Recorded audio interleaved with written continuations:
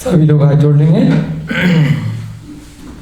जय बोलिए महावीर भगवान की, अनंत अनंत सिद्ध परमेष्टि भगवानों की, आचार्य भगवान श्री मध्य भट्टारक शुभचंद्र जी महाराज की, श्री पांडव पुराण नामक ग्रंथ की, युधिष्ठिर भीम अर्जुन इत्यादि सभी मोक्षगामी महापुरुषों की, महाभारत के प्रेरणादायी प्रसंग की, इस ग्रंथ के अनुवाद करता पंडित नंदलाल जी जैन विशारद जी की, इस युग के प्रथमाचार्य श्री चारित्र चक्रवर्ती आचार्य भगवान श्री शांति सागर जी महान मुनिराज की, आचार्य भगवान श्री विमल सागर जी महाराज की, आचार्य भगवान श्री विराग सागर जी महाराज की,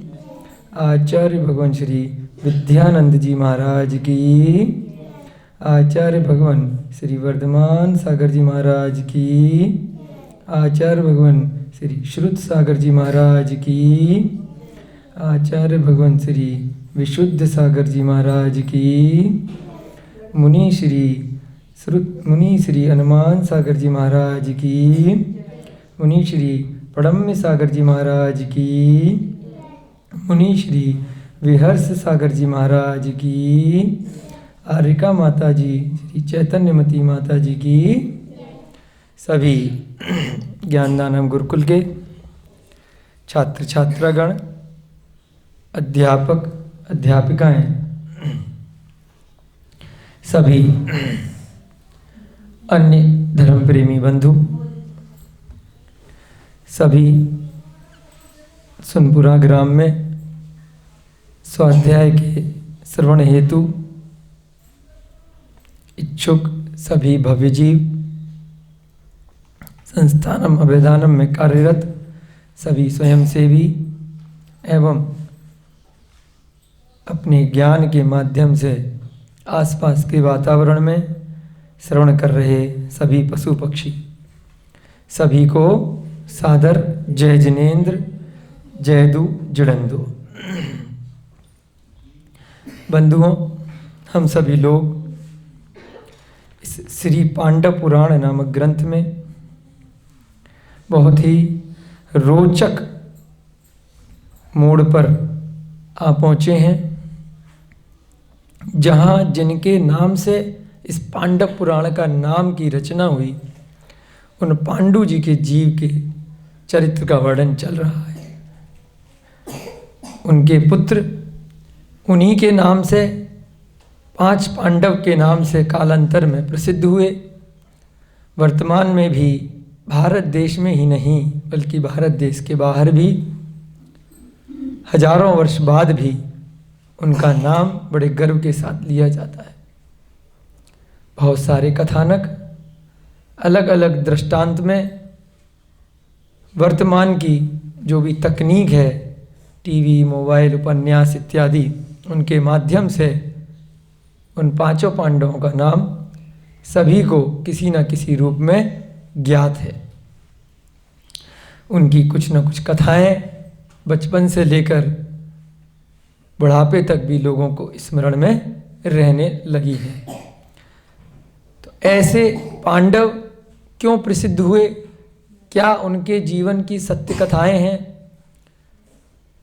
तो जैसे संस्कार माता पिता के रहा करते हैं, वैसे ही उनके परिवारी जनों में आते हैं। जिस कुल में उनका जन्म होता है, उस कुल की वंश परंपरा से भी बहुत कुछ जीव अपने जीवन में शिक्षा को ग्रहण करता है। पूर्व भव में यह जीव चारों गतियों में किसी भी पर्याय में क्यों न रहा हो, परंतु उसे वह कहीं ना कहीं भूल जाता है। मनुष्य पर्याय में और त्रियंच पर्याय में स्वाभाविक रूप से पिछले जन्म का ज्ञान नहीं रहता है, उसका अभाव रहता है। देव पर्याय में या नरक पर्याय में किसी कारण से उसको अवधि ज्ञान की प्राप्ति रहती है, जिससे वह पिछले जन्मों का ज्ञान स्वतः ही प्राप्त कर लेता है। हम सभी लोग मनुष्य गति के जीव हैं, पशु पक्षी इत्यादि सब त्रियंच गति में आते हैं। पिछले जन्मों में हम किस जाति, किस कुल, किस गति में जन्मे थे, हमें उसका अभी आभास, अभी बोध नहीं है। परंतु वर्तमान में जिस जन्म में, जिस कुल जाति में हमारा जन्म हुआ है, वह हमारे पिछले जन्म के कर्मों पर निर्भर करता है कि जिस कुल जाति में, जिस स्थान पर, जिस परिवार में हमारा जन्म हो रहा है, होने वाला है या हो चुका है, उस स्थान से, वंश परंपरा से हमें क्या कुछ भविष्य में सीखने को मिलेगा। तो ऐसे ही वे पांचों पांडव उन पांडु जी के पुत्र के रूप में उत्पन्न हुए हैं। तो उन पांडु जी ने भी कुछ न कुछ विशेष कार्य अपने जीवन में करे होंगे। गलतियां सबसे होती हैं। अगर गलती करने के बाद कोई मनुष्य सुधरता नहीं है तो वह अपराधी की श्रेणी में माना जाता है, और गलती करने के बाद वह उसे छुपाता है, असत्य बोलता है, मायाचारी करता है कि मैंने ये गलती नहीं करी है, तब भी वह अपराधी की श्रेणी में आता है। उसका उसे फल कभी ना कभी प्राप्त हो ही जाता है। क्षणिक रूप से वह भले ही सोचे कि मैंने झूठ बोल दिया, मैंने असत्य बोल दिया और मैं बच गया, परंतु ऐसा नहीं होता है। इससे अच्छा गलती कर ली, पकड़े गए तो बता दे कि भाई मुझसे ये कार्य हो गया है, अब बताइए क्या किया जाए, तो उसकी सजा हो सकता है कम मिले। क्योंकि पहले तो गलती करी, कोई अपराध किया, हिंसा आदि पाप किए, उसके बाद असत्य बोला तो वह दोगुना अपराध हो गया, क्योंकि एक पाप और कर लिया। फिर एक झूठ बचाने के लिए 100 झूठ और बोलने पड़ेंगे। बार बार जब भी कभी मौका लगेगा तो 100 गुना पाप और अधिक होगा। और एक बार ही अगर सत्य बोल करके पीछा छूट गया तो हो सकता है कि उस पाप से निवृत्ति मिल जाए।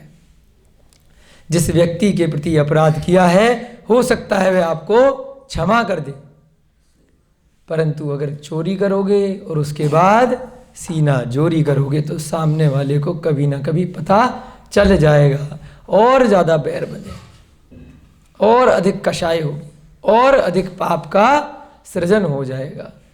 तो यहाँ पर भी इस प्रसंग में हमने अब तक जाना कि पांडु जी ने अपराध तो कर दिया, परंतु स्वयं आत्मबोध करके उसके लिए क्षमा मांगी, और जब वह क्षमा पूरी नहीं हुई तो उन्होंने सुव्रत नाम के मुनि महाराज से जब अपने भविष्य फल को जान लिया तो उनके मन में तीव्र वैराग्य को धारण करने की प्रवृत्ति हो गई, और तुरंत ही जाकर के उन्होंने अपने राज्य का भार अपने भ्राता को, अपने पुत्रों को यथा योग्य दे दिया, और जो भी उनकी व्यक्तिगत संपत्ति थी उसको उन्होंने 4 प्रकार के श्रेष्ठ दानों में विभाजित कर दिया। अभय दान, ज्ञान दान, औषध दान और आहार दान। इन्हीं 4 दानों पर अपनी संस्था भी पिछले कई वर्षों से कार्यरत है, और यही प्रेरणा हम सभी यहाँ पर मिलकर संगठित होकर सभी को देते हुए आ रहे हैं कि कोई भी धन है, कोई भी शक्ति है, कुछ भी आपके पास अगर है, ज्ञान दे सकते हैं तो ज्ञान दीजिए, औषधि दे सकते हैं तो औषधि दीजिए, आहार दे सकते हैं तो आहार दीजिए, अभय दान दे सकते हैं तो जीवों की रक्षा कीजिए। उत्तम मध्यम जघन्य की श्रेणी से योग्यता के अनुसार अपने धन का, अपने समय का, अपने ज्ञान का सदुपयोग करना चाहिए। पांडु जी ने भी ऐसा ही किया, और उसके बाद जैसा मुनि महाराज ने बताया था 13 दिन तक घोर तप किया। ऐसा तप कि जिसके माध्यम से जो भी उनकी आत्मा से लगे हुए कर्म रूपी रजकण थे, धूल के कण कर्म के रूप में लगे हुए उस आत्मा के साथ में वह बहुत तेजी से निकलने लग गए। आप लोग कपड़े धोते हैं, उस पर मैल लग जाता है। कई बार कई लोग ऐसे होते हैं बहुत दिनों तक कपड़े नहीं धो रहे, एक ही कपड़े को कई दिनों तक प्रयोग में ला रहे हैं, तो काफ़ी मैल लग गया। बहुत ज़्यादा सफ़ेद कपड़ा काला हो गया, इतना मैल लग गया उसके ऊपर। सालों बाद महीनों बाद धोने का नंबर आया, मान लीजिए 1 साल का मैल है, और आपने निर्णय कर लिया कि मुझे आज इसको धोना है, तो क्या 1 साल लगेगा धोने में? कितना समय लगेगा? हैं? एक दिन में साफ हो जाएगा 1 साल का मैल। हाँ भैया जी, बहुत सुंदर। रोहिता जी की तरफ कैमरा करो जरा, बताइए क्या करना पड़ेगा? उसके लिए विशेष प्रयत्न करना पड़ेगा। गर्म पानी में भिगोना पड़ेगा, और उसके बाद उसकी सिताई करनी पड़ेगी। सिताई करनी पड़ेगी, सुताई करनी पड़ेगी। डंडा होता है ना एक कपड़े धोने का, है ना? हमने देखा है बचपन में, हमारी माता जी जब ज़्यादा मैल होता था तो एक डंडा आता था लकड़ी का, हैंडल लगा हुआ, तो उससे सुताई करते थे कपड़े को लपेट करके। तो जब सुताई होगी तो उस कपड़े को दर्द होगा, थोड़ा बहुत तो होगा। सुताई हो रही है, पिटाई हो रही है, परंतु भैया जी ने बोला गर्म पानी डालना पड़ेगा, सर्फ साबुन रीठा इत्यादि बहुत सारी चीज़ें डालनी पड़ेंगी, लेकिन वो साफ हो जाएगा, किसी ना किसी तरीके से साफ हो जाएगा। लेकिन ज़रूरी नहीं है कि उसको साफ करने में 1 साल लग जाए, लेकिन साफ हो जाएगा। तो इसी को बोलते हैं मैल, और शास्त्र की भाषा में बोलते हैं आत्मा पर लगा हुआ कर्म मैल, कर्म के रूप में जो मैल लगा हुआ है। जन्मों जन्मों का इस आत्मा पे कर्म रूपी मैल लगा हुआ है, अनादिकाल का बहुत सारा चिपक गया है बुरी तरह। लेकिन अगर उसे छुड़ाना है तो 2 तरीके हैं। या तो जितने समय में वो मैल लगा है उतने समय में ही, बराबर के उतने समय में ही धीरे धीरे छूट जाएगा। कुछ और चीज़ लग जाएगी तो पिछली चीज़ छूट जाएगी। जैसे सफ़ेद कपड़े पे अभी बताया काला हो गया मैल, और बाद में अगर कोई दूसरे रंग की चीज़ें और धूल मिट्टी में आ गई तो काला वाला नहीं दिखेगा, दूसरा चढ़ जाएगा। एक के बाद एक नया मैल आता रहेगा, पुराना वाला चला जाएगा एक और समय के बाद। लेकिन वह बहुत ही धीमी प्रक्रिया है, शनैः शनैः होगी। अगर सारा की सारा मैल हटाना है तो सुताई करनी पड़ेगी, धोना पड़ेगा। तो ऐसे ही जो सम्यक चारित्र ग्रहण किया जाता है वो सुताई की जाती है, तेजी से उस मैल को हटाया जाता है जो बहुत समय का लगा हुआ है। तो कष्ट होगा उस कपड़े की तरह है, लेकिन महसूस नहीं करना है जैसे वो कपड़ा पुद्गल है। हमने उदाहरण में बोला कि कपड़े की सुताई हो रही है, लेकिन कपड़ा क्या है? जीव है या पुद्गल है? उसके अंदर आत्मा है क्या? तो उसको महसूस होगा क्या? बताइए सोच करके। कपड़े को महसूस नहीं हो रहा है उसकी सुताई हो रही है। ऐसे ही जब इस शरीर की सुताई होगी, उस सम्यक चारित्र के बाद, तप को ग्रहण करने के बाद, 22 प्रकार के परिशहों को जब ये जीव सहन करता है, तो किसको कष्ट हो रहा है? शरीर को या आत्मा को? शरीर को हो रहा है, परंतु आत्मा से लगा हुआ है, इसलिए अनुभूति तो हो रही है, लेकिन उस मन को एकाग्रचित करके, उन इंद्रियों को संयमित करके ऐसा मानना है कि ये मेरी आत्मा को कष्ट नहीं हो रहा है। और जैसा हम मानेंगे कुछ समय बाद हमें वह कष्ट होना बंद हो जाएगा, क्योंकि मन की एकाग्रचित्ता के कारण हमारा मन दूसरी ओर दृष्टिगत हो जाएगा और उस शरीर से ध्यान पूरी तरह से हट जाता है। तो ऐसा ही उस कपड़े की सुताई की तरह पांडु जी ने 13 दिन तक इतना घोर तप किया कि मात्र शरीर में कंकाल रह गया और चमड़ा चमड़ा ऊपर से रह गया। जरूरी नहीं है कोई जीव बहुत सुंदर दिखे तभी भगवान बनेगा। भगवान बनने के लिए मात्र आत्मा की आवश्यकता है। शरीर का सौंदर्य सब ऊपरी आवरण है, उस पर दृष्टि नहीं जानी चाहिए। जो अंदर का तेज है, आत्मा का जो आत्मबल है, जो शक्ति है, वह महत्वपूर्ण है। पांडु जी बिल्कुल अस्थि पंजर हो गए, लेकिन उनका आत्मबल दृढ़ निश्चय बिल्कुल भी कम नहीं हुआ। जैसे जैसे उन्होंने आत्म ध्यान में प्रवृत्ति करी, वैसे वैसे गुण स्थानों पर ऊपर श्रेणी दर श्रेणी बढ़ते चले गए। और 13वें दिन जाकर के उन्होंने समाधि पूर्वक बहुत निर्मल परिणामों के साथ में इस देह को इस संसार में त्याग दिया। और उनकी आत्मा अभी पूरी तरह से कर्म रज से नहीं छूटी थी, थोड़े से कर्म रह गए थे। शरीर की आयु के कर्म समाप्त हो गए थे। 13 दिन जो उनको मिले थे वह पूर्ण हो गए थे। तो उसके बाद पिछले सारे पापों को धोते हुए सम्यक दर्शन, सम्यक ज्ञान, सम्यक चारित्र को ग्रहण एक साथ करते हुए रत्नत्रय के प्रभाव से स्वधर्म स्वर्ग में जाकर के देव बन गए। अभी मोक्ष नहीं जा पाए, कुछ रह गया कार्य, अभी हो सकता है आगे की श्रेणी में चले जाएंगे अगले भवों में। यहां पर जाकर पहले बड़े रोमांचित हुए। उपपाद शैया पर उनका जन्म हुआ। रत्नमयी शैया है, चारों तरफ नृत्य गायन, बहुत ही मनोरंजन की प्रवृत्ति आसपास के देवताओं में देवियों में हो रही है। पहले तो कुछ समझ में नहीं आया, मैं कौन हूं, मैं कहां आ गया हूं, ये कौन लोग हैं। अभी तो मैं वन में तप कर रहा था, ये क्या हो गया है। परंतु सारी संरचना उनको कुछ ही क्षणों में अवधि ज्ञान से ज्ञात हो गई कि मैं कहाँ से आया हूँ। ये तो मेरे तप का प्रभाव है, मेरे सम्यक दर्शन का प्रभाव है, जिसके प्रभाव से मैंने सम्यक ज्ञान को, सम्यक चारित्र को प्राप्त किया था।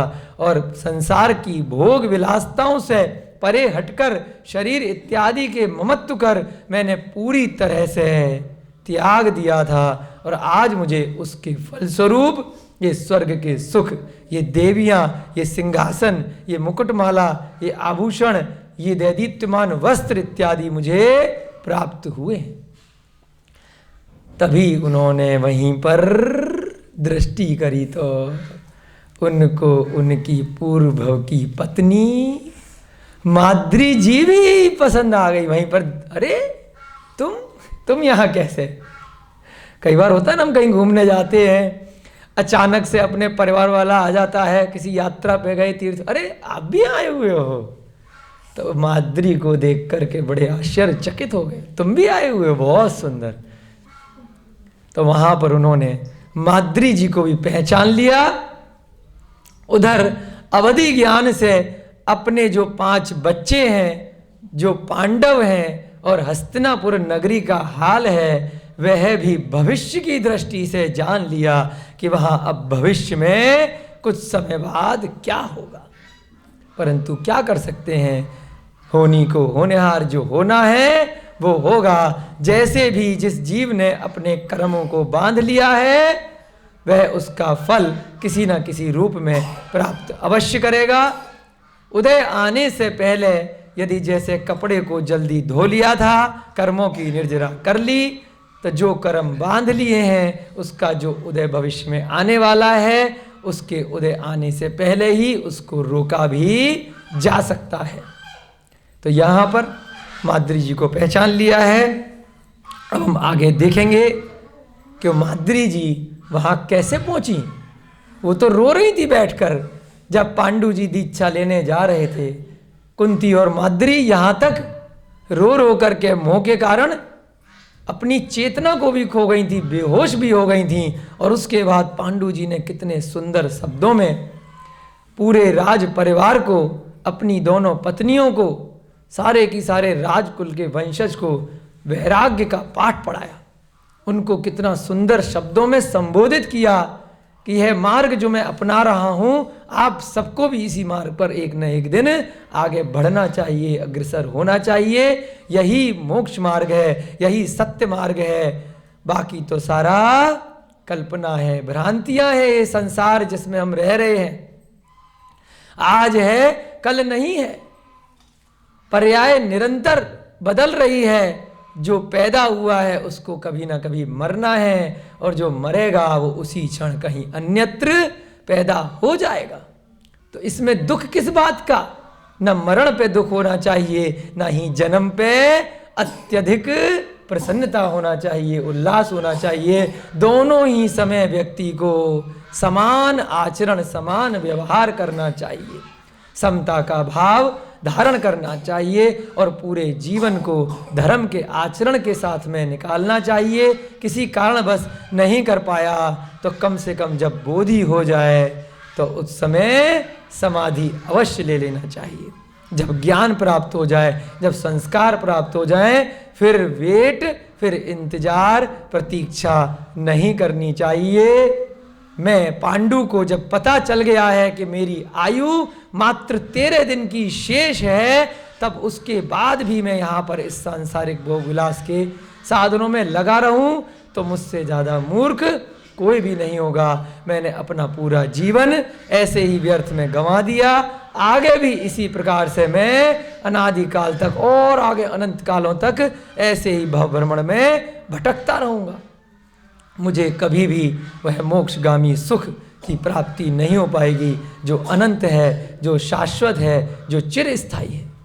यहाँ के राज सुख, सभी संपदा, स्त्री इत्यादि सभी भोग विलास के साधन, समस्त परिग्रह क्षणिक हैं, आज है कल नहीं है, इनका कोई भी भरोसा नहीं है। ऐसा उसने अपनी पत्नियों को संबोधित किया था और उसके बाद वह वन में जाकर के दीक्षा ले लिया था। अब माद्री जी भी वहां पर स्वर्ग में आई हुई हैं, तो ऐसे कैसे हो गया? इनको तो मैं अच्छा खासा घर पर छोड़ करके आया था।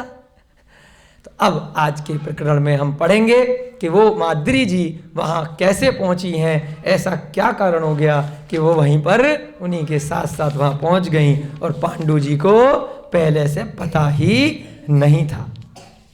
आगे का स्वाध्याय हम लोग पढ़ेंगे। सब लोग हाथ जोड़ेंगे। मंगलम भगवान वीरो, मंगलम गौतमो गढ़ी, मंगलम कुंद कुंदाध्यो, जैन धर्मोस्तु मंगलम, सर्व मंगल मांगल्यम, सर्व कल्याणकारिकम, प्रधानम सर्व धर्माणाम, जैनम जयतु शासनम, जैनम जयतु शासनम, जैनम जयतु शासनम। सर्वे श्रोतारः सावधानतया शृण्वन्तु। सभी श्रोतागण एकाग्र चित्त होकर के सुनेंगे। तत्पश्चात देवतागण विनम्रता पूर्वक उस उत्कृष्ट देव पांडु जी से करबद्ध विनती कर कहने लगे। अब यहीं पर आप लोग थोड़ा सा चित्रण कीजिए अपने मन मस्तिष्क के माध्यम से कि पांडु जी स्वर्ग में बैठे हुए हैं, स्वर्ग की चर्चा चल रही है। कई बार टीवी पे आपने देखा होगा कि बहुत बार दिखाते हैं, बादल हैं, ऊपर हवा में राज सिंहासन लगे है, इंद्र की सभा लग रही है, कई बार होता है कई सीरियल वगैरह में। तो ऐसे ही कल्पना कीजिए कि स्वर्ग में ऊपर सौधर्म देव हैं, सौधर्म स्वर्ग में विराजमान है। सुमेरु पर्वत से एक बाल ऊपर, एक तरफ तो सौधर्म का विमान है और दूसरी तरफ ईशान देवों का विमान है। सौधर्म और ईशान पहले जोड़े में, पहली ही एक तरह से मंजिल पर सुमेरु पर्वत के ठीक एक बाल ऊपर ये प्रारंभ हो जाते हैं और इसमें भी कई सारे पटल, कई सारी मंजिलें इसके अंदर रहती हैं। तो उसमें से एक विमान पर ये पांडु जी का जन्म हुआ है उपाशय्या पर। एक अंतर मुहूर्त में वे युवा हो गए, 48 मिनट लग जाते हैं युवा होने में, और उसके बाद वह जान लेते हैं कि ये सारा क्या सिस्टम है। वह क्रियक शरीर है, रोग इत्यादि से रहित है, जितनी आयु उस स्वर्ग में मिलती है उतने 1000 वर्ष बाद भूख लगती है। एक सागर की अगर आयु है तो कितने वर्ष बाद भूख लगेगी? 1000 वर्ष बाद। जितनी सागर की आयु है उतने 1000 वर्ष बाद। 10 सागर की किसी की आयु है तो 10,000 वर्ष बाद। और भूख कैसे मिटेगी? हमारी तरह चूल्हा चौका नहीं करना पड़ेगा, सिलेंडर इत्यादि का इंतजाम नहीं करना पड़ेगा। उनके कंठ में ही अमृत रहता है। बस जरा सी इच्छा हुई और तुरंत कंठ का अमृत आकर के ऊपर आ जाता है और वह तृप्ति प्राप्त हो जाती है। न शरीर में कोई रोग होते हैं, न सर्दी गर्मी लगती है, न बरसात की कोई टेंशन है, किसी भी प्रकार का कोई भी उनको विकल्प नहीं है। और फिर भी उस जगह के हिसाब से उनको कुछ न कुछ इच्छाएं इत्यादि रहा करती हैं। जैसे जैसे स्वर्गों में ऊपर ऊपर जन्म होता है वैसे वैसे परिग्रह इत्यादि कम होते जाते हैं, इच्छाएं कम होती जाती हैं, शरीर की अवगाहना भी कम होती जाती है, भ्रमण इत्यादि भी कम होता जाता है। तो ऐसे ही पांडु जी के चारों तरफ उस स्वर्ग में बहुत सारे देवों ने उनको करबद्ध, यानी कि सीनियर देव उत्पन्न हुए हैं, तो उनसे जो जूनियर है वो हाथ जोड़ के खड़े हैं और बोल रहे हैं, हे प्रभु सर्वप्रथम आप स्नान इत्यादि से निवृत्त हो जाइए। देखिए मतलब देव लोग भी नहाते हैं। भाई अभी अभी आपका जन्म हुआ है, थोड़ा नहा धो लो। अब बच्चा पैदा होगा, बच्चे को 48 मिनट बाद कोई कह सकता है जाके नहा लो भाई अपने आप। कितना बढ़िया सिस्टम है। अभी अभी पैदा हुए हैं और पैदा होते ही चारों तरफ लोग हाथ जोड़ करके कह रहे हैं, आइए जी बाथरूम तैयार कर दिया है, नहा लीजिए, कुछ खा पी लीजिए, स्नान इत्यादि से निवृत्त हो जाइए। सुन रहे मैडम, देव से बोल रहे हैं, दूसरे देव पांडु जी से। पांडु जी देव में पहुंच गए हैं। फिर भक्ति भाव से श्री जिनेंद्र देव की अर्चना कीजिए। क्यों बोला नहाने के लिए? अब आई मुद्दे की बात कि स्वर्गों में भी इन जिनेंद्र देव के मंदिर हैं, अकृत्रिम चैत्यालय हैं। यहीं पर लड़ाइयां हैं कि तेरा धर्म मेरा धर्म, तेरा पंथ उसका पंथ, इसे मारूं कि उसे मारूं। बाकी जो जिनेंद्र देव को मानता है, जो सम्यक दर्शन, सम्यक ज्ञान, सम्यक चारित्र को अपनाता है, वो टेंशन फ्री हो जाता है। काहे की लड़ाई? जरा से इस आर्यखंड में भी जरा से हिस्से पे ही तो लड़ाइयां हैं। बाकी तो पूरे संसार में इन्हीं जिनेंद्र देव के अकृत्रिम चैत्यालय हैं अनादिकाल से, इनके अलावा कुछ है ही नहीं। सूर्य पे चले जाओ तो इनके मंदिर, चंद्रमा पे चले जाओ तो इनके मंदिर, जम्मू द्वीप में आप कहीं भी चले जाओ, मनुष्यों द्वारा बनाए गए मंदिर के अतिरिक्त अगर अकृत्रिम मंदिर हैं, प्रकृति द्वारा बनाए गए हैं, जो शाश्वत हैं, वह जिनेंद्र भगवानों के हैं, अरिहंत भगवानों के हैं। वहां किसी के चिन्ह नहीं होते हैं, वहां 24 तीर्थंकर का चक्कर नहीं होता है, क्योंकि 24 तीर्थंकर एक बार अब हैं, अगली बार दूसरे होंगे, फिर तीसरे होंगे, बार बार अनादिकाल से बदलते रहेंगे। तो वहां कोई चिन्ह इत्यादि उन अकृत्रिम चैत्यालयों में नहीं होते हैं। 100 योजन 500 योजन लंबी खड्गासन पद्मासन की प्रतिमाएं वहां अकृत्रिम चैत्यालयों में अलग अलग स्थानों पर विराजमान रहती हैं। नंदीश्वर द्वीप जो अपने 2.5 द्वीप के भी बाहर द्वीप है, इतने सुंदर चैत्यालय वहां पर, रत्नमयी मूर्तियां जो स्वर्गों में भी नहीं होती। ऐसा नंदीश्वर द्वीप में चैत्यालय, 52 जिन चैत्यालय वहां पर, ऐसे ही स्वर्गों में भी चैत्यालय होते हैं जहां पर इन्हीं जिनेंद्र देव की रत्नमयी विशाल काय हम लोग कल्पना नहीं कर सकते यहां बैठ करके अपने स्मरण के माध्यम से, परंतु शास्त्र को देख करके हम कुछ तो सोच ही सकते हैं कि अभूतपूर्व वह मंदिर होते होंगे, अभूतपूर्व उनकी जिन प्रतिमाएं होती होंगी, उनकी स्वर्णिम स्फटिक की आभा ऐसी दैदीप्यमान होगी कि बस देखते रह जाओ।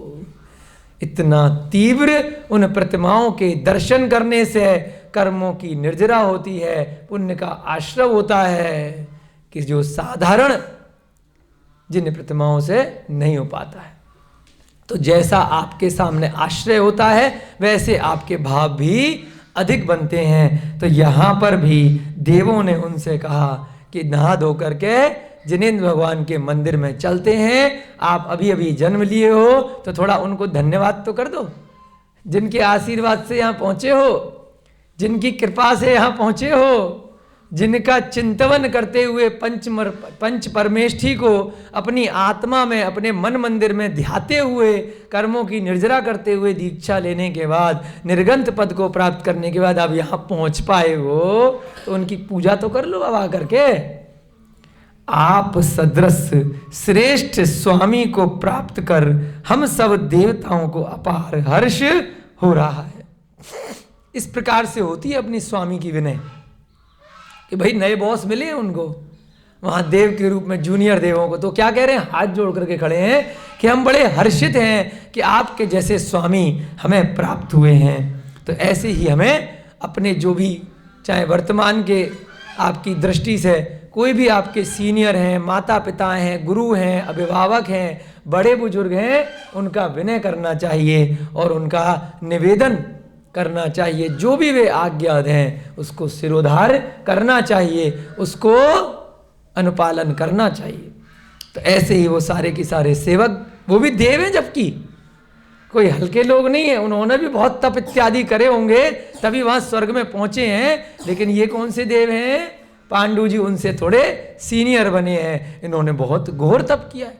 जो ज़्यादा तप करेगा, ज़्यादा कर्मों की निर्जरा करेगा, ज़्यादा निर्मल परिणामी होगा, जिसके ज़्यादा अच्छे भाव रहे होंगे, उसको उसी प्रकार से आगे की श्रेणी प्राप्त होती है। जैसे कि यहाँ मनुष्य जगत में हम देखते हैं, कोई धनी है, कोई कम, सब मनुष्य हैं, कोई कम धनी है, कोई रोगी है, कोई बिना रोग का है, कोई किसी अच्छे कुल में है, कोई अच्छे कुल में नहीं है। तो पिछले जन्मों में जिसने जैसे जैसे अलग अलग प्रकार से मनुष्य गति के भाव किए होंगे, उस हिसाब से उसको मनुष्य पर्याय में भी अलग अलग भेद के हिसाब से, अलग अलग स्थान के हिसाब से उसको जन्म मिलता है। ऐसे ही देवों में भी 10 प्रकार की जातियाँ होती हैं, तो उसमें उनको अलग अलग प्रकार से जन्म मिला करता है।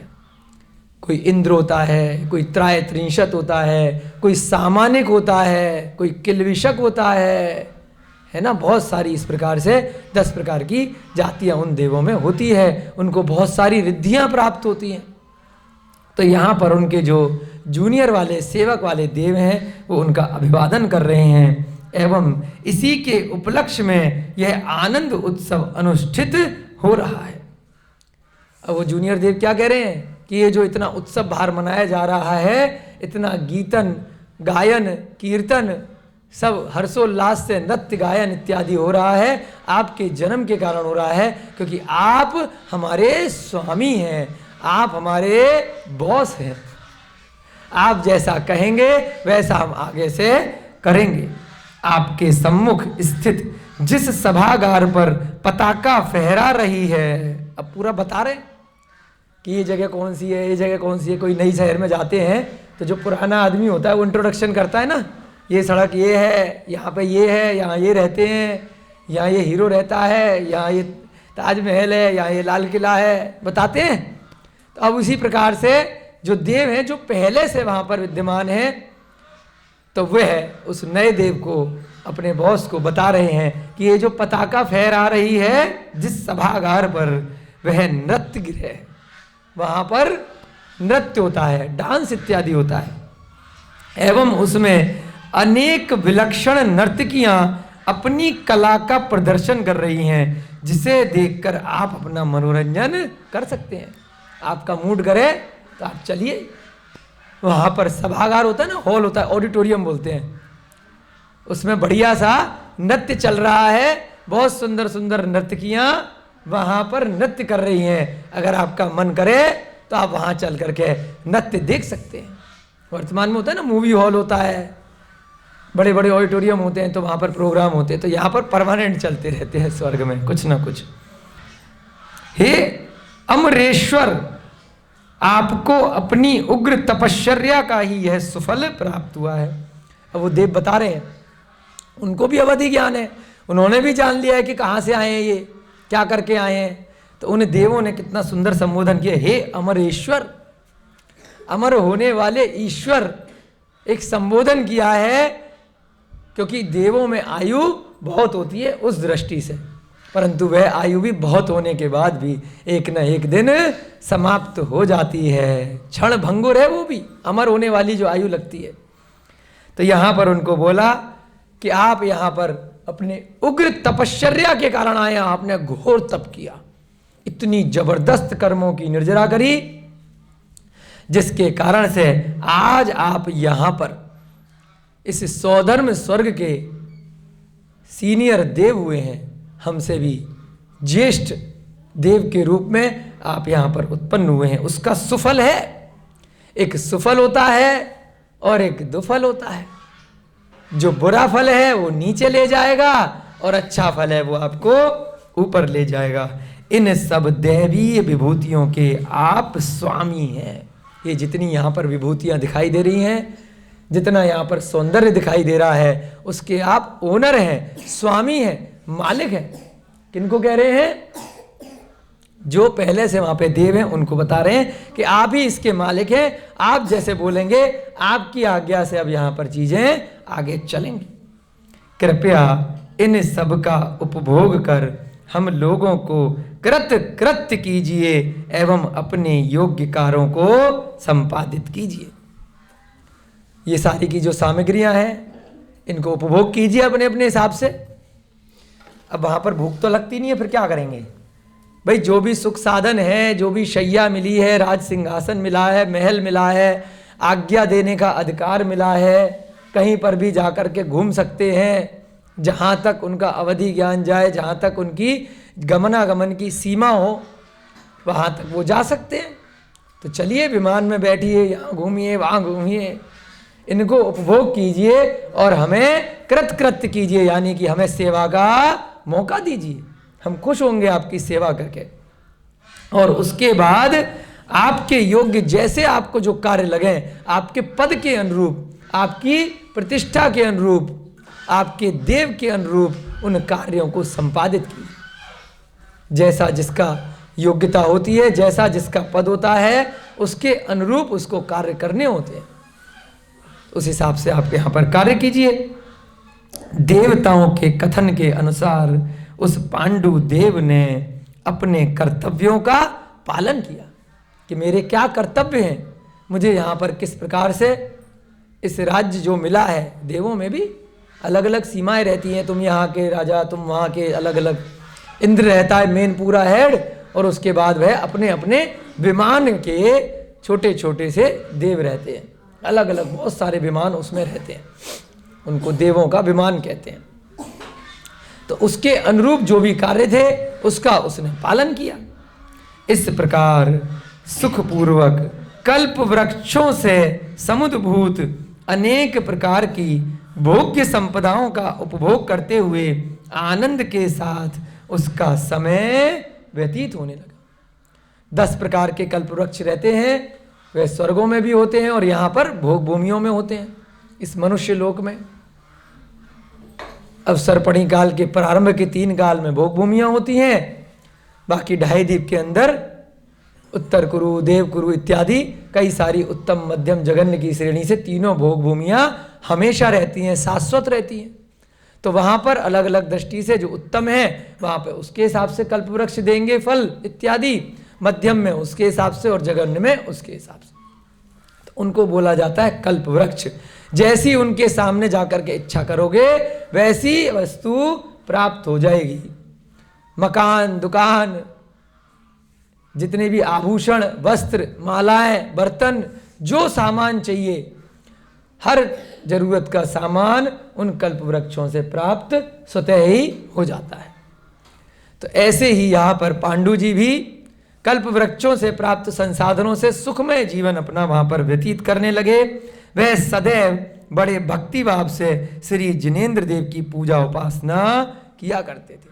देवता लोग भी प्रतिदिन स्वाध्याय करते हैं, प्रतिदिन अभिषेक करते हैं, प्रतिदिन पूजा अर्चना इत्यादि अपने योग्यता के अनुसार जैसा भी उनको दिव्य फल मिलते हैं कल्प वृक्षों से फल लेकर के करते हैं। हम लोग यहाँ के जो फल फूल हैं, जो भी जिसकी परंपरा है उसके अनुसार, कोई चावल से करता है, कोई फल से करता है, कोई मिठाइयों से करता है, कोई अपने अपनी योग्यता के अनुसार भावों के हिसाब से जैसा जिसको करना है वैसे करता है। तो देवता कैसे करते हैं?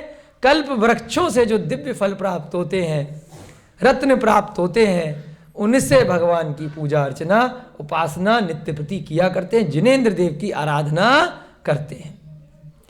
उधर अब आ रहा है, जैसे फिल्मों में दिखाते हैं ना, एक पक्ष दिखा दिया, अब दूसरी तरफ की कहानी। उधर माद्री जी यहाँ कैसे पहुंची, ये प्रसंग कल अधूरा रह गया था। तो अब लोगों के दिमाग में सस्पेंस आएगा, अरे उसने क्या किया था, वो तो घर में रो रही थी, वो वहां स्वर्ग में क्या कर रही है। तो जैसे राजुल जी ने किया नेमिनाथ के साथ, जैसे श्रीमती जी ने किया उस वज्रदंत के साथ, जब वह वज्रदंत जाकर के आदिनाथ बने तो श्रीमती श्रेयांश बने, जब नेमिनाथ तीर्थंकर बने तो राजुल भी जाकर के अगली पर्याय में देव बनी। तो ऐसे ही यहाँ माद्री जी ने भी कुछ कर लिया होगा, तभी तो जाकर के स्वर्ग में वहीं मिल गई, वहीं पाई गई। तो अब देखते हैं दूसरा पक्ष कहानी का। उधर माद्री भी पति से प्रगाढ़ स्नेहवश, मोह वैसे तो बड़ा खतरनाक होता है, मोह संसार में नीचे डुबा देता है। हमने जब आदि पुराण में पहली बार पढ़ा तो हम रोंगटे खड़े हो गए कि वहां पर लिखा है कि कभी कभी मोह भी संसार से पार निकाल देता है। समझ रहे हो? गजब। मोह के चक्कर में आदमी पार निकल जाता है, मोक्ष जा सकता है मोह की वजह से। वही उदाहरण तो यहाँ आ रहा है। अच्छा, मतलब वो गए वही उदाहरण, आदिनाथ भगवान गए तो राजा श्रेयांश भी उसी भव से मोक्ष गए, और पिछले भव की पत्नी थे। कैसे चले गए? मोह के कारण, कि मेरा पति जो काम करेगा मैं भी वही काम करूंगी, जैसा है सुख में भी उसका साथ दूंगी तो दुख में भी उसका साथ दूंगी। राम जी जंगल गए तो सीता भी जंगल गई, राम जी मोक्ष गए तो सीता भी दीक्षा लेकर के अच्युत स्वर्ग की आज प्रतीन्द्र है, अगले भव में वो भी मोक्ष जाने की तैयारी में बैठी है। तो मोह भी बड़ा खतरनाक तो होता है, लेकिन मोह किससे किया जाए? मीरा ने कृष्ण से किया तो वो भी तर गई, अन्य धर्मों में आता है ना। तो मोह करो तो किससे करो? वैरागी से मोह कर लो, क्या दिक्कत है? वीतरागता से मोह कर लो, भगवान से मोह कर लो। संसारियों से मोह करोगे तो कहाँ जाओगे? जहां जिस पर्याय में वो संसार में जाएंगे आप वहां पहुंच जाओगे। वैरागी से मोह करोगे तो उनके साथ साथ आप भी तर जाओगे। साधु से मोह करोगे तो आप भी संत बन जाओगे। बस पीछे लग जाओ रस्सी पकड़ करके, जहां तू वहां मैं। तो माद्री जी का भी मोह शब्द आया यहां भी, प्रगाढ़ स्नेहवश क्यों वो विरक्त हुई? संसारिक भोगों से विरक्त हो गई, क्योंकि उसको अपने पति से मोह था। मेरा पति जो करेगा वो मूर्ख नहीं है, वो सही कर रहा होगा। तो उसने ऐसा करा है तो इसका मतलब इसमें कोई रहस्य होगा, कोई बात होगी। वो इतने सुंदर प्रवचन दे के जा रहा है तो मुझे भी यही कार्य करना है, नहीं तो मैं पत्नी किस बात की? मेरे पति मुझे छोड़ करके जा रहा है और मैं इस संसार में बैठ करके राजसुख भोगूं, मुझे ऐसा मंजूर नहीं है। तो माद्री ने भी क्या किया? अपने पति से प्रगाढ़ स्नेहवश सांसारिक भोगों से विरक्त हो गई। उधर राजुल का भी उदाहरण आता है, नहीं आता है? शादी हो रही है, पति गाड़ी को घुमा गया अपने रथ को कि मुझे नहीं करनी, मैं तो जा रहा पहाड़ पे। उधर राजुल रो रही है क्या? नहीं, उसने कहा ठीक है, अब तो मन से मान लिया, शादी हो गई, माला डाली नहीं डाली, बहुत फेरे लिए नहीं फेरे, का चक्कर अभी नहीं है कि अभी तो शादी होने के बाद भी डाइवर्स चल रहे, शादी के अगले दिन ही केस हो रहे। पहले तो बस पक्की भी हो गई, मान भी लिया, तो अब दूसरा विवाह नहीं करूंगी, तुम जा रहे मैं पीछे पीछे आ रही। उधर नेमिनाथ बैठे गिरनार पे, तो नीचे राजुल जी भी बैठ गई, मैं भी बैठी हूं। वो आर्यिकाओं की लीडर बन गई, उन्होंने आर्यिका बना डाली हजारों। उन्होंने मुनि महाराज बना डाले। तो एक के साथ एक वो भी तर गई। ऐसा विश्वास करो अपनी पति पर, अगर करना है तो, ना करो तो बिल्कुल ना करो, करो तो उसके सुख में भी साथ दो, दुख में भी साथ दो। जब तक पति पैसे दे रहा है तब तक साथ है, जब कभी उसके पास निर्धनता आ गई तब छोड़ करके भाग गए।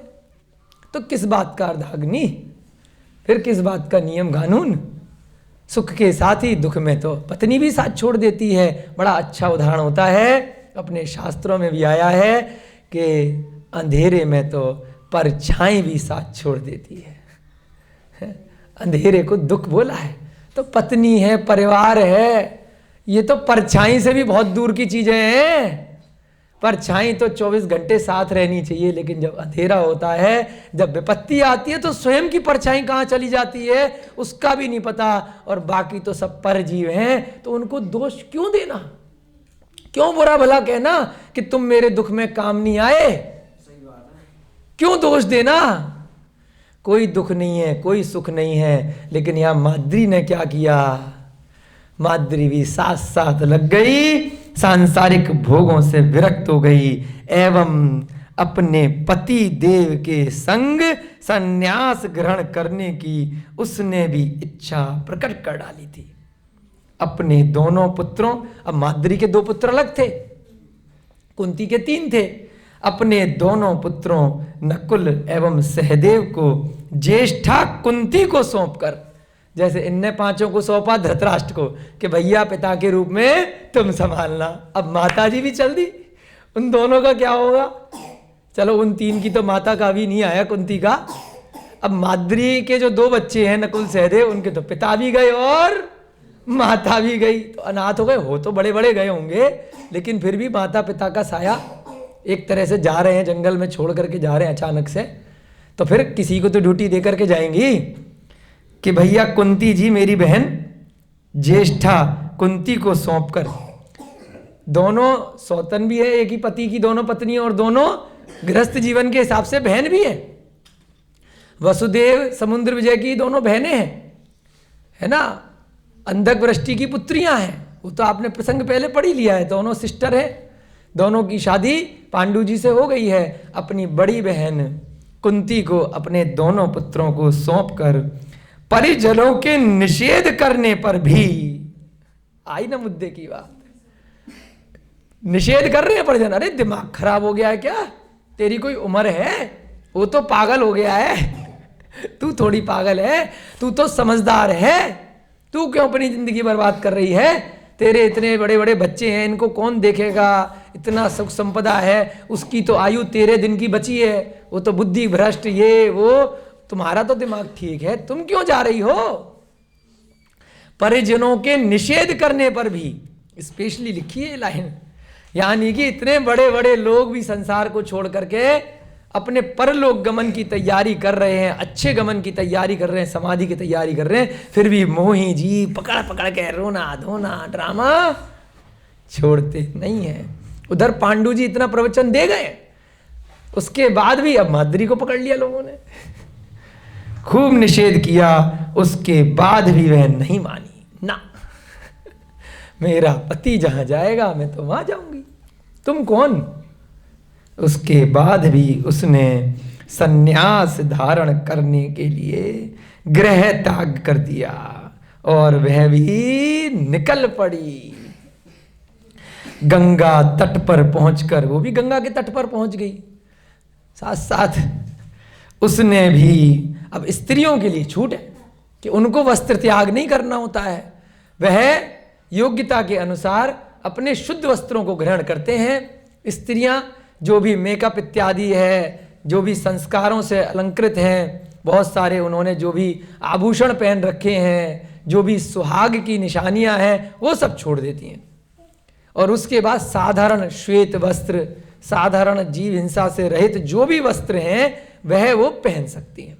तो इतना उनके पास परिग्रह रहता है। इस कारण से उन्हें महाव्रती नहीं कहा जाता, उन लोगों को 11 प्रतिमा तक के व्रत में ही एक तरह से गिना जाता है, उत्तम श्रेणी के श्रावक। क्योंकि परिग्रह रहेगा, जब साड़ी इत्यादि रहेगी, वस्त्र रहेंगे, तो उसके लिए कुछ ना कुछ उनको साधन इत्यादि का इंतजाम करके रखना पड़ेगा, एक्स्ट्रा वस्त्र भी रखना पड़ेगा। तो इस कारण से पूरी तरह से निर्दोषचर्या मुनि महाराज की तरह उनकी नहीं हो सकती है। मुनि महाराज को तो कोई टेंशन नहीं, ना नहाना, ना धोना, ना कपड़े पहनना, ना कुछ, कभी कहीं कभी कहीं, तो उनकी निर्जरा ज़्यादा होती है। इस कारण से जो दिगंबर मुनि महाराज हैं, अगर क्षेत्र काल भाव सही रहा तो उसी भव से मोक्ष जा सकते हैं। स्त्री पर्याय से आगे की सीढ़ी बन सकती है, उसी भव से मोक्ष नहीं जा सकते, क्योंकि समस्त रूप से परिग्रह का त्याग नहीं हो सकता। तो यहां पर वो भी आर्य का माता जी बन गई। अन्न जल का परित्याग कर संन्यास धारण कर लिया। उसने भी कहा भाई मेरा भी आजीवन अन्न जल का त्याग है। उसने भी आहार इत्यादि लेने का त्याग कर दिया। दर्शन, ज्ञान, चारित्र एवं तप, इन चारों आराधनाओं का उसने आश्रय ले लिया। सम्यक दर्शन, सम्यक ज्ञान की उसको भी प्राप्ति थी, उसी के प्रकार से अब वह भी अपने व्रतों को पाल रही है और चारित्र भी ग्रहण कर लिया है। महिलाएं भी सम्यक चारित्र, एक देश व्रत को, अणुव्रतों को ग्रहण कर सकती हैं। और चौथा तप, उसने घोर तप किया। जैसा तप उधर दूसरी शिला पर पांडु जी कर रहे हैं, इधर उनकी गृहस्थ जीवन की पत्नी माद्री भी वैसा ही घोर तप कर रही है। अत्यंत उग्र तपश्चर्या के कारण उसके नेत्र बिल्कुल भीतर धस गए। अब जब कोई तप करेगा, आराधना करेगा, भोजन इत्यादि रसों से अपने शरीर को विरक्त करेगा, रसना इंद्रिय, कर्ण इंद्रिय, चक्षु इंद्रिय, स्पर्श इंद्रिय, घ्राण इंद्रिय से दूर हटेगा, तो थोड़ा तो शरीर में लक्षण दिखाई देगा। कुछ लोग देखेंगे कि नहीं भाई सुंदर नहीं दिख रहा है, अरे कैसी सूरत हो गई है, लेकिन वह आत्मा देख रही है कि ये शरीर नश्वर है। इतनी सुंदर माद्री, पहले उसका कैसा वर्णन आया 2 चैप्टर पहले, और अब क्या हो गया, आंखें अंदर धस गईं। उसके बाद भी उसका स्वरूप बहुत सुंदर लग रहा है, क्योंकि आत्मा का बल है। बाहरी प्रवेश महत्व नहीं रखता है, अंदर का जो आत्मबल है, शक्ति है, जो तपश्चर्या है, वह महत्व रखती है। ऐसे ही यहां पर माद्री की आंखों का वर्णन आया है कि उसके नेत्र अंदर धस गए। जब व्यक्ति कमजोर हो जाता है ना, बूढ़ा हो जाता है, शरीर शिथिल पड़ने लगता है, तो आंखें अंदर धस जाती हैं, चमक कम हो जाती है। उसके अंग प्रत्यंग चेष्टाहीन हो गए। इतनी सुंदर माद्री, अब बिल्कुल उसकी कांति शरीर की जा रही है, क्योंकि उसने आहार जल का त्याग कर दिया है और शरीर से ममत्व को पूरी तरह से त्याग कर करके घोर तप कर रही है, घोर ध्यान लगा रही है, पंच परमेष्ठियों को ध्यान कर रही है। अंग प्रत्यंग चेष्टाहीन हो गए, इंद्रियां शिथिल पड़ गईं। कल के प्रसंग में भी बताया था, शरीर और आत्मा जब चिपकी हुई हैं, धीरे धीरे हटाओगे तो बहुत आराम से बिना कष्ट दिए यह शरीर, ये कर्म उस आत्मा से हट जाएंगे। झटके से हटाओगे तो बहुत दर्द होगा। तो यहाँ पर जो तप किया जा रहा है, जैसे पांडु जी ने किया था, वैसे ही माद्री जी भी कर रही हैं। इंद्रियां भी शिथिल पड़ रही हैं धीरे धीरे, परंतु मन और जो अंदर आत्मा है वह शिथिल पड़ेगा क्या, वह कमजोर होएगा क्या तप में। केवल बाहरी प्रवेश, बाहरी पंच इंद्रिया देखने प्राप्त से लगता है कि ये ढीली हो रही हैं, शक्ति नहीं है, लेकिन जैसे जैसे तप बढ़ता है, आत्मा में अनंत शक्ति, अनंत बल, अनंत वीर की उत्पत्ति होना प्रारंभ हो जाती है। धीरे धीरे करके अंतिम समय ने माद्री जी ने भी अपने पति पांडु के संग ही प्राण त्याग कर विविध प्रकार के दिव्य गुणों से संपन्न स्वर्ग की देवी का ऐश्वर्यशाली पद प्राप्त किया। 13 दिन में हो गया इनका। हाँ कमाल है। तभी तो पांडु जी जब पहुंचे तो पहले से माद्री वहां मिली, थोड़ी बहुत देर आगे पीछे पहले ही से मौजूद थी वहां जब पांडु जी को होश आया। तो माद्री जी ने भी अपने पति पांडु जी के संग ही प्राणों का परित्याग किया, समाधि मरण किया और अपने जन्म जन्मांतर के जो बंधन है उनको तोड़ने के लिए एक श्रेणी आगे बढ़ गई। ऐसे स्थान पर उत्पन्न हुए जहाँ पर धर्म की चर्या पूरे दिन चलनी है। भगवान के समूह शरण में वह देव निरंतर आते जाते रहेंगे। जिन मंदिरों में जाकर के प्रतिदिन पूजा अभिषेक का सौभाग्य उन्हें प्राप्त होगा, तो इसका मतलब आगे भी वह उनका सम्यक दर्शन, सम्यक ज्ञान, सम्यक चारित्र इस भव के बाद भी कहीं ना कहीं उनका अनवरत निरंतर जारी रहने वाला है। इसीलिए ऐसे स्थानों पर उत्पन्न होते हैं। पहले भी कल आपको बताया तो कोई इच्छा करी तो बीच में वो बंद नहीं होगी, वह बाद में पूरी हो जाएगी और उसके बाद उस श्रेणी पर आप आगे बढ़ जाओगे। आपके पास वो चीज़ें मिल जाएंगी जिससे वो इच्छा आपकी पूरी हो जाए। अब इच्छा किसकी करी है इन्होंने? मोक्ष पद की, वैराग्य को धारण किया है। वहां पर भी स्वर्ग में अपने पति पांडु जी देव बन गए और उनकी देवी वह माद्री बन गई। यह उचित भी है। पुण्योदय होने पर उसके प्रभाव से नितांत अलभ्य वस्तुएं सहज में ही प्राप्त हो जाती हैं। अलभ्य माने जो लाभ प्राप्त करना बहुत मुश्किल हो, असंभव प्राय हो, वह भी पुण्य का उदय होने से सुलभता से चुटकियों में मिल जाता है।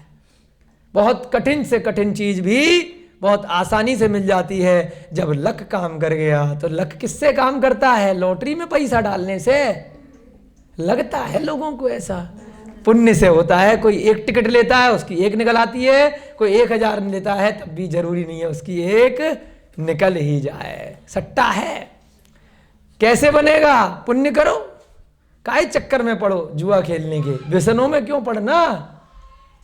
व्यसनों से दूर हटो, भगवान की आराधना करो, ज्ञान प्राप्त करो, चरित्र धारण करो, दर्शन प्राप्त करो।